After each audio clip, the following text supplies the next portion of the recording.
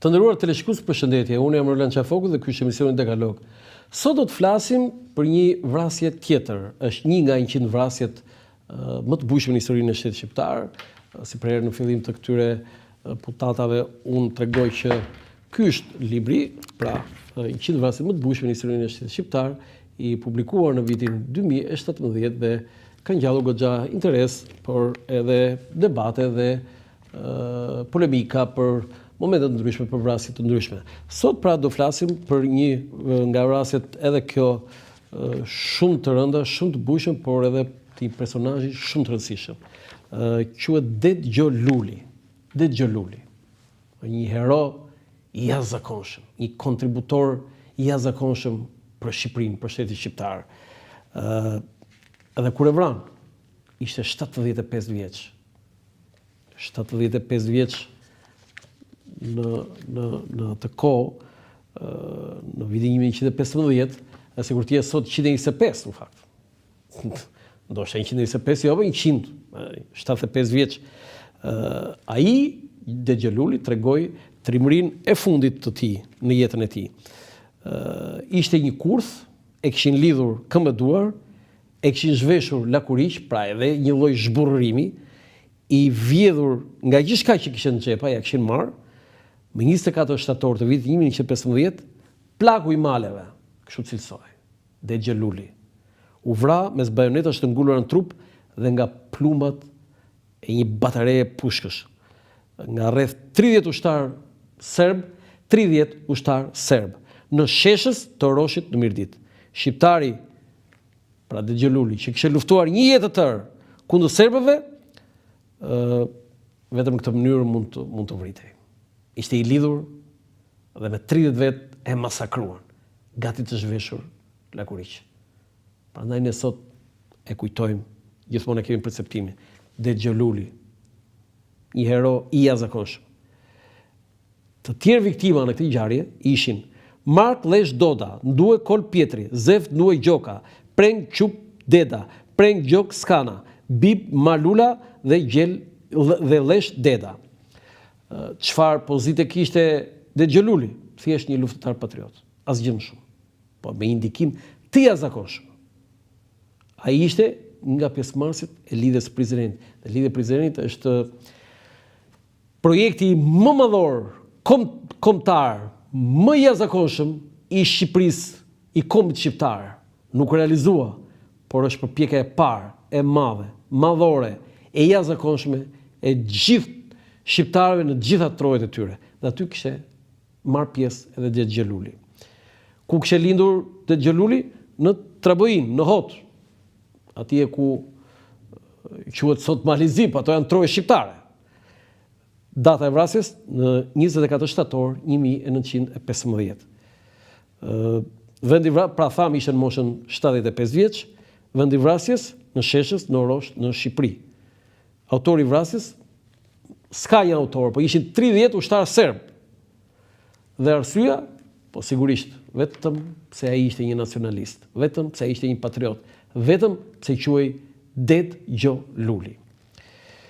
Për çdo vrasje, për çdo viktim, un kam gjetur një thënie që çfarë mendonte ai për vdekjen. Çfarë mendonte Det Luli për vdekjen? Dëgjoni. Në një letër që ai dërgon arkiepeshkupit të Shkodrës me 27 shkurt 1904. Det Luli shkruan, thotë: "Nëse ndokush meshtar shqiptar gjakut e vllaznisë son po e përbëjnë për mund me gjak të Skënderbegut që ka derë për Shqipëri, të na dal Zot te zotnia jote." E lidh vetëm me trimërinë. E kuptoni? Për gjak të Skënderbegut. Si fillim unë po lexoj ose po them më sakt 10 fakte nga gjithë kjo ngjarje kaq e rëndë. Pra, edhe një herë e theksoj, ngjarja ndodhi 24 shtator 1915. Det Luli ishte një luftëtar, komandant i çetave shqiptare për të mbrojtur trojet shqiptare nga serbët dhe malazezët. Det Luli kishte marrë pjesë në shumë betejë kundër serbëve dhe malazezëve që kishin kryer masakra ndaj popullsisë shqiptare. Të gjithë e dimë që në këtë kohë serbët malazezët kanë kryer masakra të egra, masive ndaj popullsisë shqiptare. Dhe Det Luli ka qenë një nga mbrojtës i popullsisë vendase. Një ditë përpara, Det Xheluli shkoi në komandën e ushtrisë serbe për të kërkuar ndalimin e masakrës ndaj popullit të Mirditës. Këtu fillon historia. Në komandën e ushtrisë serbe, ai kërkoi që të ndalej masakra ndaj popullsisë vendase. Një ditë përpara se të vritej, habitshëm, Det Xheluli ka shkruar një testament. Ka lënë një testament. Këshillit të parëve që funksiononte në atë kohë në krajinë e Mirditës i tha Det Xheluli që të mos shkonte në komandën serbe. Dhe ndaloi mos shko. Jo, ai shkoi. Sa po mbërritën komandë, ushtarët serb e lidhin Det Xheluli dhe ekzekutuan. Kjo është historia. Pra, me pak fjalë, ai shkoi të ankoi dhe që ata të ndalonin masakrën dhe ata e vranë. Bashkë me Det Xhelulin vra dhe 7 persona të tjerë, të gjithë nga Mirdita. Bashkë me ta kanë qenë 12 malsorë të tjerë që arritën të shpëtonin. Pra, gjithsej kanë qenë 19 persona, nga këta 7 u vranë, bashkë me ta edhe Det Xheluli dhe 12 të tjerë shpëtuan. Në testamentin që Det Xheluli i la nusës së djalit të tij, Norës, nusja e djalit të Det Xheluli që e Nora, Det Xheluli kishte shkruar që pas vdekjes t'i shiste disa sende të tij me paratë të cilët të lante borxhet që kishte për blerjen e fishekëve dhe armëve. Ai kishte marrë borxh që të blinte fishekë dhe armë. A e kuptoni? Kishte marrë borxh. Ky është luftëtar, ky është patriot, ky është nacionalist. Që ai mori borxh për të marrë, për të blerë armë dhe fishekë dhe për çfarë? Për të mbrojtur Shqipërinë, për të mbrojtur popullatën shqiptare.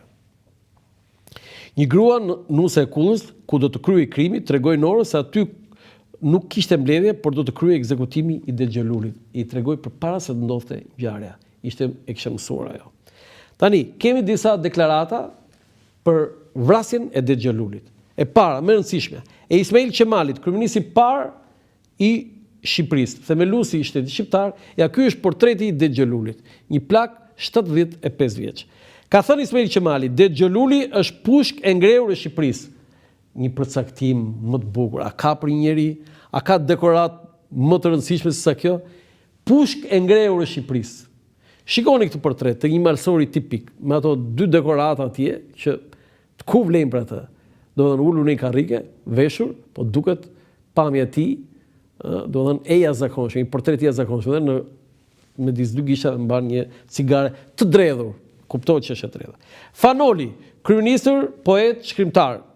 Gjithmonë ky personalitet i madh i veriut, pra Det Xheluli, më ka tërhequr shumë për trimërit, mençurit, guximin dhe vetdijen e lartë që kishte edhe për sakrificat që bënte për ardheun e tij. Jam ndjeri pezmatuar kur vonë u reabilitua nga sistemi komunist dhe shumë pak u përmend. Regjimi komunist me eshtjen e tij e dënoi për së vdekuri heroin e luftrave për flamur dhe pavarësi Det Xheluli, historia vonon por nuk harron. Pra, kemi një fakt. Gjatë regjimit komunist nuk ishte dhënë ajo që meritonte. U mohua ajo që ai ka bërë. Dhe Fanoli e ka shprehur këtë me dhimbje. Avnir Ustemi, student në Rom, shkrim në gazetën Ora e Malësisë, numër 20, viti 1923. Gëzojmë që u mori iniciativa për të ngrehur një monument burrit pa frikë e pa njollë të malësive tona, që kështu të jehoj emri të ndjerit në brezat e ardhshëm. Ju falenderoj që më keni emëruar si pjesëtar nderi. Pra, Avnir Ustemi ka qenë pjesëtar nderi për të ngritur një përmendore për Det Xhelulin dhe ai e vlerëson shumë këtë. Risto Siliqi, poet, shkrim në gazetën Ora e Malësisë, numër 20, viti 1923. Sot, pa farë dyshimi, mund të thuhet se gjeneracioni i jotëm i sotshëm i ka kuptuar rëndësinë e veprave patriotike që trupat e fatosat martir të shporun pa mëshirë me bajonetat e armikut të mos kalben dhe bashkë me veprat e tyre. Emri Det Xhelulit, i cili nuk triumfoi me kombinacione, por me vepra të gjalla që dëshmojnë edhe krepat e thepishme të malet tonave, vulloset i gdhendur në historinë tonë kombëtare. Ismail Kadare, shkrimtar, më 13 prill 1906 të simpoziumin për kryengritjen e Malësisë së Madhe në Universitetin Fordham në New York, Shtetet Bashkuara të Amerikës. Dëgjoni dhe shikoni se çfarë ka thënë Ismail Kadare. Det Xheluli, prisi dhe heroi i kësaj kryengritje, hyn kështu në plejadën e prisa të kombit shqiptar. Ai është pris e një hero tipik shqiptar nga ata që shkojnë në luftë me krejt familjen dhe që bashkërisht me vëllezër e motra Nipër e Mbesa janë të gatshëm për flijim. E jashtëzakonshme. E dëgjoni se çfarë ka thënë Ismail Kadare se kush ishte Det Xheluli, ai pris e një hero tipik shqiptar nga ata që shkojnë në luftë me krejt familjen, jo thjesht vetëm doli atje dhe që bashkërisht me vëllezër e motra Nipër e Mbesa janë të gatshëm për flijim. Domethënë, ky ishte Det Xheluli. Po si u krye vrasja? Kthehemi edhe një herë te skena e krimit te skica. Det Xheluli kishte bërë shumë betejë në jetë kundër serbëve, por në atë të premtes në 24 shtatorit u gjend pasi mundësi për t'u kthyer atyre. Mes afro 50 malsorëve i gjendur në një fushë në Orosh, përballë tyre, plaku nuk kishte asnjë mundësi tjetër. Ushtarët serb e lidhen atë bashkë me të tjerë, e zhveshën, pothuajse lakuriq, ja grabitën gjithçka në xhepa dhe në fund e ekzekutuan. Rapsodi mirëditor e ka gdhëndur në vargje momentin e vrasjes së tij. Pra, atë që i ndodhi Det Xhelulit, një rapsod e ka gdhëndur në memorie me vargjet e tij. Dëgjoni se çfarë ka thënë ky rapsod. Në bjesht të Oroshit na u derdh zani se ç'ban me ne serbiani. Si ata trimat kanë rrethue me vargojnë e i kanë shtrëngue. Zana e malit janë ankue, curit gjaku tu e shkue. Mu në sheshës burrit botës, pa ju trëm që piku lotës. Serbi thikën janë gullë kranur, Det Xheluli burr malsur. Po i thon këto fjala çik, gjaku e em të shkoj fli, për me shpëtue të shkretën Shqipni. E jashtëzakonshme. Ky rapsod popullor, një poet natyral, një poet pasi sforcim, dëgjoni çfarë vargjesh të gdhendura. Në bjesht të Oroshit na u derdh zani se ç'bën me ne serbiani. Si ata trimet kanë rrethue, me vargojnë e i kanë shtrëngue. Zana e malit jam ankue, curit gjaku tu e shkue. Mu në sheshës burrit botës, pa ju trëm që piku i lotës. Serbi thikën i ngull në kranuar, Det Xheluli burr malcuar. Po i thon këto fjala çik, gjaku em të shkoj fli, për me shpëtue të shkretë Shqipni. Mes dëshmitarëve okular ka vetëm një që ka lënë gjurmë. Fran Lulgjuraj ka rrëfyer si e ka parë të vdekur Det Xhelulin. Studiusi Zev Përgega ka pasur fatin ta intervistoi Lulgjurën dhe sjell dëshminë e atij momenti. Në punimin e tij si u vra Det Xheluli në mirëditë, Përgega shkruan se Fran Lulgjuraj, 78 vjeç, i ka treguar. Në vitin 1980 kam takuar në Podgoricë në shtëpinë e tij në Rrethina mirditorin e zgjuar Frok Bisaku. Malsorët dhe kosovarët e merrnin Frokun kur kishin probleme gjaku dhe ngatresat, cilët ai zgjidhte si njohësi thellë i kanunit. Sipas tij, 11 herë janë ndryshuar ligjet e kanunit të Lek Dukagjinit. Ai më ka thënë se Det Xhelulin e kanë parë të shtrirë për dhe të vrarë. Ishte vetëm trupi i tij pa jetë. Ja kishin marrë çakshirët, armët dhe e kishin lënë me mbathje të gjata, me çorap e këmish të bardhë. Është dëshmi unikale. Si u krye vrasja? Deri më sot studimet njohin vetëm një variant për mënyrën e ekzekutimit, por dy variante për autorsinë e kurthit që është bërë Det Xhelulit. Pra, si mund të vritej Det Xheluli përveç se nëpërmjet një kurthi. Nuk ka si dilemë ose mungesë të dhënës për mënyrën si u vra. Por diskutimet devijojnë cilët ishin ata shqiptarë që e futën në kurth. Se mirë kurthi, por kush e futin kurth, pa diskutim që kanë qenë shqiptarë dhe bashkëpunuar me serbë për ta vrarë. Studiuesit vazhdojnë të jenë të ndarë nëse kjo tradhti është bërë nga Gjon Markagjoni apo gjithë ngjarja ishte një kurth serb. Ktu ka dy variante. Pra, varianti 1, a ka gisht Gjon Markagjoni në vrasje? Mbështesi tezës së bajraktari Oroshi Gjon Markagjoni kishte gisht në vrasje e Det Xhelulit është Pal Doçi. Në librin e tij Malsori i Madh Det Xheluli, në tjera ai shkruan: Në vjeshtën e vitit 1915 në shtëpinë e Det Xhelulit në Shkodër vjen një lajm prej kapetanit Mirditës që ofron në Orosh për të biseduar për fatet e vatanit. Së bashku me të birin, Det Xheluli bën disa ditë rrugë nëpër bjeshtet e Mirditës, vetëm për mos dalë fjalë krevet vendas.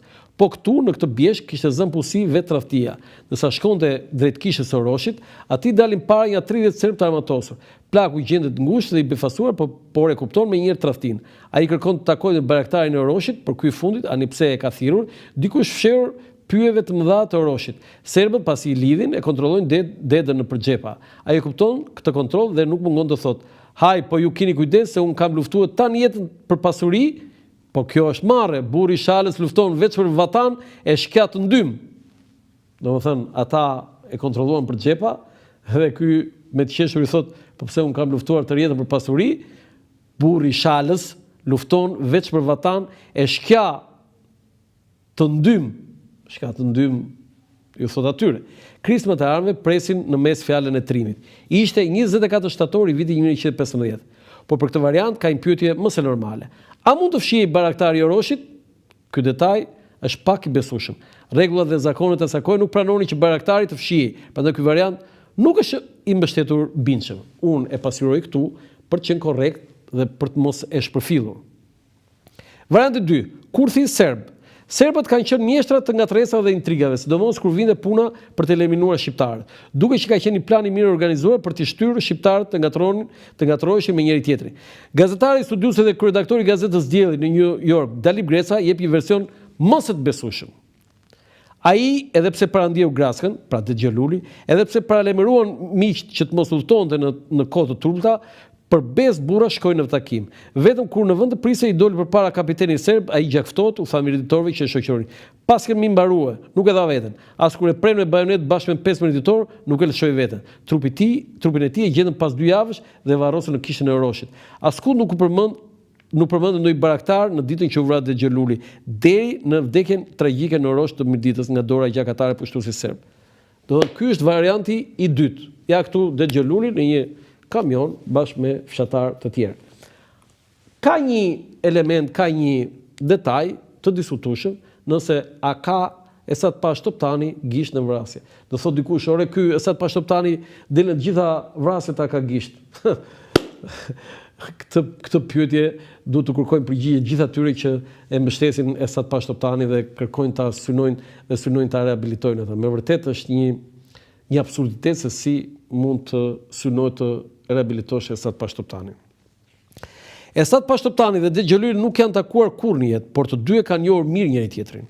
Esadi kishte dëgjuar për plakun që luftonte kundër serbëve, por edhe plaku Dexha Luli kishte dëgjuar për tradhtit e Esatit. Por a ishte Dexha Luli personazh i radhës, eliminimin e cilës Esati e kërkonte për llogaritë të serbëve? Fakti që ati ju bëjnë kurth ka një pyetje të madhe. Përse plaku 75 vjeçar i zgjuar nga natyra udhtoi drejt Oroshit ku rreziku ishte i dukshëm.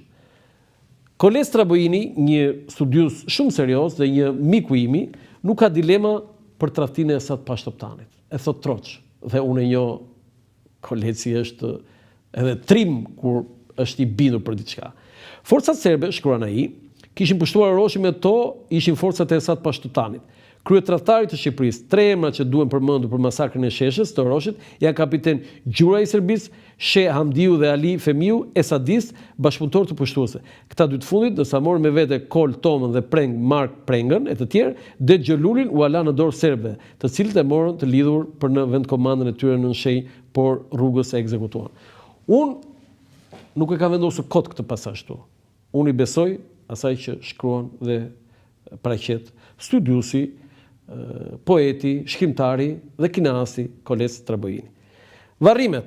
Edhe këtu për Dexha Lulin kemi disa varrime sipas rregullit shqiptar tashmë, edhe pas vdekjes heronjt i kanë lëvizur, nuk ka gjendur prej heronjt shqiptar. Pasi e vranë serbët nuk lejuan askënd që të merrte trupin.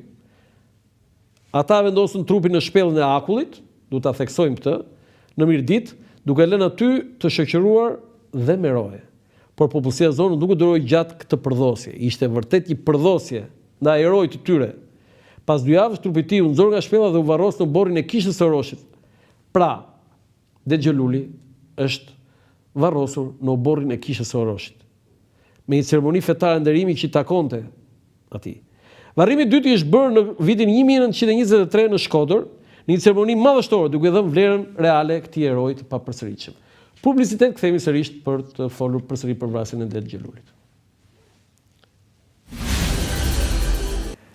Për herë të parë në Shqipëri dhe Evropë, përmes aplikacionit të reja, zhvilluar nga Akinvest, mund të dërgoni para me MoneyGram në të gjithë botën, direkt në telefonin juaj. Dhe kjo do të kushtojë sa gjysmën e komisionit që do të paguanit nëse ju do të shkonit në çdo sportel. Mjafton të shkarkoni aplikacionin e reja për Android dhe iPhone, të regjistrojeni si klient dhe menjëherë do dërgoni para në të gjithë botën, me MoneyGram vetëm me gjysmën e komisionit. Bëj zgjedhjen e zgjuar, dërgo para me MoneyGram në aplikacionin e reja. Kthehemi në studio, faleminderit edhe një herë Institucionit Monetar MoneyGram Akinvest që mbështet emisionin Dekalog këtu në Dritare TV. Kemi disa shifra që janë për vrasjen e Dexha Lulit, pra gjithnjë ne jemi duke folur për vrasjen e Dexha Lulit. Një vrasje me të vërtet makabre e ndodhur në 24 shtator të vitit 1915, kur ai ishte kur Det Xheluli ishte 75 vjeç, kemi disa shifra. Det Xheluli, trupi i tij qëndroi 2 javë i pavarrosur, pra serbët e vendosën në shpellën e Akullit në Mirdit, duke bërë një lloj përdhosje, duke bërë një lloj po themi masakrimit të dytë pas vrasjes. Ata masakruan fizikisht, por edhe kufomën e tij nuk treguan fare respekt. Siç e thamë në fillim, 7 persona mbetën të vrarë bashkë me Det Xhelulin nga ushtarët serb. 12 të tjerë shpëtuan. Por vrasja nuk mbaroi me kaq. Për serbët u arrestuan 70 persona. Ai ishte vazhdimi i genocidit kundër shqiptarëve, kundër atyre që bashkëpunuan, kundër miqve të Det Xhelulit, sepse ai ishte armiku kryesor i tyre, ai ishte pengesa kryesore i tyre. Dhe tani ata e kishin të hapur rrugën për të bërë masakra të tjera.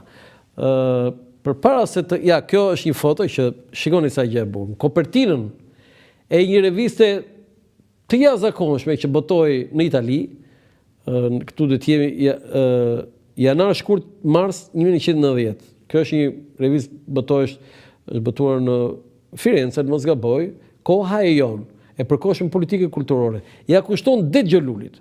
Fitoria turve të rinj solli shpalljen e hyrjetit të kushtetutës për cilën shqiptarët dhanë një kontribut të madh, duke shtuar se ndërto 4 personalitete që shkuan te sultan Abdulhamiti dhe detyruan të abdikojë, ishte edhe Sat Pashtoptani. Liria e turqëve të rinj nxiti shqiptarët të shpejtojnë ndërmarrjet kombëtare. Në manastir në 1908 vendosën alfabetin e përbashkët të gjuhës shqipe, më 1909 hapën shkollë normale dhe vazhdon shkrimi. Pra, fotoja prezantuese, cover e revistës Koha e jon, që botohej në Itali, sigurisht në gjuhën shqipe nga komuniteti shqiptar atje, janar shkurt mars për 3 mujore, viti 29 i botimit, pra ishte gazetë dalë diku në fillim të viteve 60, 61, jep paraqet heroin Det Xheluli. Lexojmë, janë 10 mistere që shoqërojnë vrasjen e Det Xhelulit. Përse Det Xheluli shkoi në komandën e ushtrisë serbe edhe pse diej që rreziku ishte i madh. 2. Përse Det Xheluli shkroi testament një ditë përpara vrasjes? Ai parandjente, kuptonte diçka? Ja, kjo është një foto e ceremonisë varrimit të dytë në Shkodër. Duket që është foto e Arkivit Qendror Shtetëror.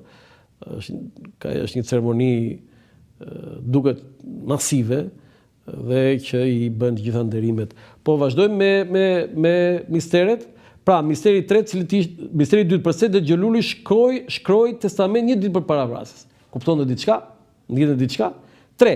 Cilët ishin ata që nxitën Det Xhelulin të shkonte në atë takim? 4. Përse Det Xheluli mori vendimin për të shkuar në takim për të lidhur bes burrash? Ishte pak enigmatike. Si shkoi ai në atë takim? Cilët ishin shqiptarët 5 që tradhtuan Det Xhelulin dhe bashkëpunuan me serbët që vranë atë? 6.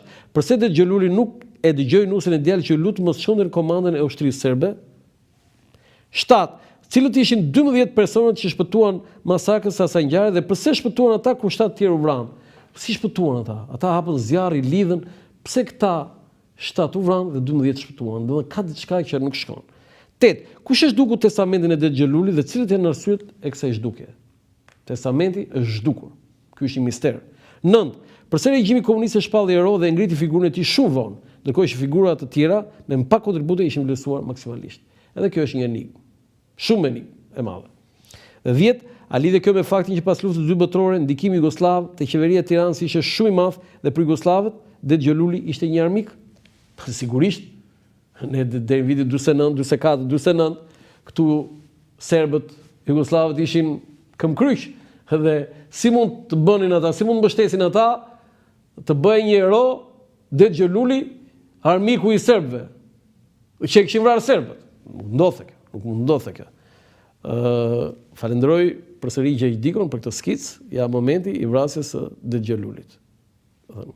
Është një me armë dhe gjithë trimat rezultojnë që gjithë trimat shqiptar, patriotët shqiptar i kanë vrarë të lidhur në mënyrë të pabesë, me kurth, me armë, me plumë edhe me bajonet. Kjo është me të vërtet makabre. Të do thosha edhe njerë për Dexhelulin, një hero. Kemi disa foto që të komentoj, ishte një foto tjetër që dua ta komentoj. Po ky është portreti i Dexhelulit, e komentua me një cigare në dorë, këtu me Traboinin, me njeriun e tij. Dexheluli duhet të jetë foto e Marubit, një foto e jashtëzakonshme, portrete të jashtëzakonshme të Marubit. Sa me fat jemi që i kemi këto foto. Imagjino mos i kishim fare këto foto, s'do kishim imazh të Dexhelulit. Me ato mustaqet, një plëmb, tamam një burr zamani, burr zakoni. Po, foto tjetër? Me Parinë e Shkodrës, disa klerik të fesë katolike. Dexheluli ishte vetë katolik. Dhe është një fotografi, ai i cili ka dalë në qendër dhe ato, po themi dekoratat e tij, 3 dekoratat e tij nuk i ka hequr nga kostumi i tij popullor. Foto tjetër? Ja edhe këtu edhe këtë komentuam. Po, foto tjetër? Po, edhe këtu në studio, duhet të jetë foto e Marubit dhe kjo. Duhan Xhi duke i pa ndrejshëm në thojza, në çdo foto cigaren e dredhur, po dhe foto tjetër. Këtë e treguam, e shpjeguam me ceremonia mortore për Dexhelulin në Shkodër në vitin 1923. Kemi dhe një foto. Kjo është përsëri ceremonia mortore, personalitetet e Shkodrës, paria e Shkodrës, cila kryen një ceremoni mortore zyrtare, pas asaj që ishte kryer në oborrin e kishës së Oroshit, në Mirdit, eshtrat e tij u vendosën në Shkodër në një ceremoni zyrtare. Po, foto tjetër? Ndoshta nuk kemi. Pra, edhe një herë. Jo, ky është monumenti. Një monument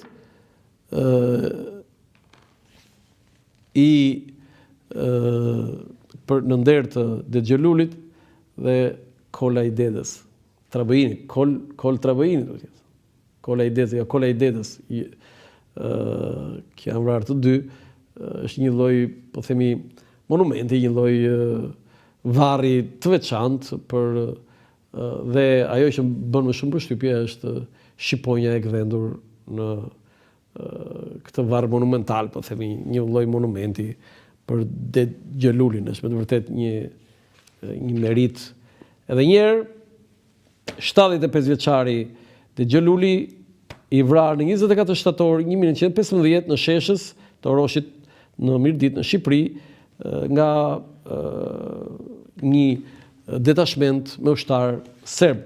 Edhe njerë do të them një frazë të Fanolit, më falë, në fillim të Ismail Qemalit, Dexheluli është pushke ngrehur e Shqipërisë, e jashtëzakonshme. Dërsa Fanoli, ky personalitet i madh i Verit, më ka tërhequr shumë, thot, dhe jam ndjeri pesëmëtuar kur vonë u reabilitua nga sistemi komunist dhe shumë pak u përmend. Dexheluli, historia vonon, por nuk harron. Është me të vërtet një gjë e jashtëzakonshme. Ky ishte historia e vrasjes së Dexhelulit, një trim, një patriot që u vra nga të huajt. Por sigurisht, si gjithmonë, kanë gisht edhe ata shqiptarët me gjak të prishur. Duhet ta pranojmë këtë që her pas here ka ndodhur kjo me disa shqiptarë. Për çfarë kanë bërë? Mjafton të themi që gjak prishur. Kjo ishte vrasja e Dexhelulit. Publicitet dhe ky ishte emisionin për sot. Nga unë Erlan Qafoku, mirupafshim. Për herë të parë në Shqipëri dhe Evropë, përmes aplikacionit i reja, zhvilluar nga Akinvest, mund të dërgoni para me MoneyGram në të gjithë botën, direkt në telefoni juaj.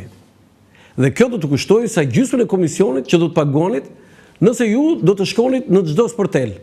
Mjafton të shkarkoni aplikacionin e reja për Android dhe iPhone, të regjistrojeni si klient dhe menjëherë do të dërgoni para në të gjithë botën, me MoneyGram vetëm me gjysmën e komisionit. Bëj zgjedhjen e zgjuar, dërgo para me MoneyGram në aplikacionin e reja.